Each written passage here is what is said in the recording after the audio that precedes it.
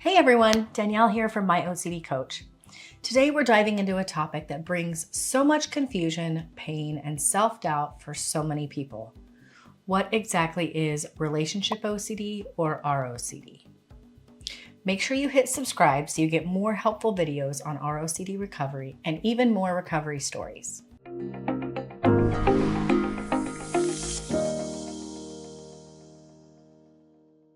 Have you ever had a thought pop into your head about your partner or your relationship, and then all of a sudden you feel panicked and worried? Why did I have that thought? Is it normal? Does it mean I don't love them? Is this relationship actually right for me? And then instead of just letting it go, your brain turns it into an urgent mission. You start analyzing every interaction, every feeling, every memory. You might spend hours Googling, reading Reddit threads, or constantly asking your friends for reassurance. You're trying to figure out to get certainty, to feel right about your relationship like you did before. But the more you try to solve it, the more uncertain and anxious you feel. It's exhausting, isn't it? It makes you feel like you're missing out on the joy, the connection, and the love that you truly deserve. I have actually been there. I struggled with relationship OCD in several relationships. I experienced persistent doubts, hyper-focused on differences, and had anxiety so bad I couldn't eat or sleep. My mind would generate rational excuses to end the relationship, making me question everything. I know what it's like to feel like something is fundamentally wrong with you or with your relationship, but that's usually not the case. Even if your relationship isn't perfect, which nobody's is, your brain is making a bigger deal out of things than what they really are. So what is relationship OCD? ROCD is a subtype of obsessive compulsive disorder where the obsessions and compulsions specifically target your relationship, romantic or otherwise.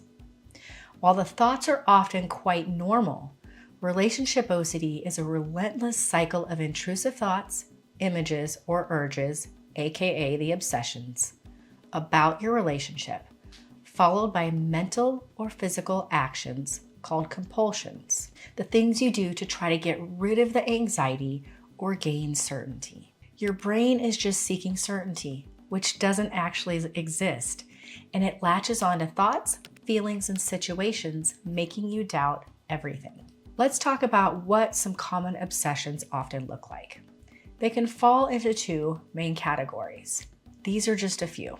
One, relationship-focused obsessions. These are doubts about the relationship itself. Is this right for me? Do I really love my partner, or do they really love me? What if we're not compatible? What if I make the wrong decision? What if I'm settling? What if I'm not attracted enough to them? Number two is partner-focused obsessions, and these are doubts about your partner themselves. Are they good enough? Do they have too many flaws? What if I don't like their laugh, their nose, or a habit that they have? Are they truly a good person? What if they're secretly cheating? What if they still love their ex? These thoughts are usually intrusive, meaning they're unwanted and they cause distress. And what do you do when these thoughts pop up? We engage in compulsions to try to make the anxiety go away. A compulsion is anything that you do to get relief, certainty, or even perfection, aka wanting things to be a certain way. Some common compulsions with relationship OCD include excessive reassurance seeking, constantly asking your partner, friends, or family if your relationship is normal or okay. Mental review, rumination, or analysis, spending hours replaying conversations, analyzing your feelings, or trying to figure out if you truly love your partner. Comparing, obsessively comparing your relationship to others, friends, movies, social media, to see if it measures up. Testing your feelings, deliberately trying to feel love or attraction, or putting your partner in situations to test your feelings. Avoidance, avoiding intimacy, conversations about commitment, or even thinking about your relationship to prevent triggering thoughts. Researching, endless Googling of relationship advice, ROCD symptoms, or signs that you're in the wrong relationship. These are just some of the compulsions that you might notice with ROCD, but one thing I want you to know is you have a lot more than this, and identifying all of them is key to stopping them and to recovery. So how do you know if it's ROCD or just normal relationship doubts? Here's the kicker. Everyone has doubts in relationships, but with ROCD, these doubts are intrusive, unwanted, and persistent.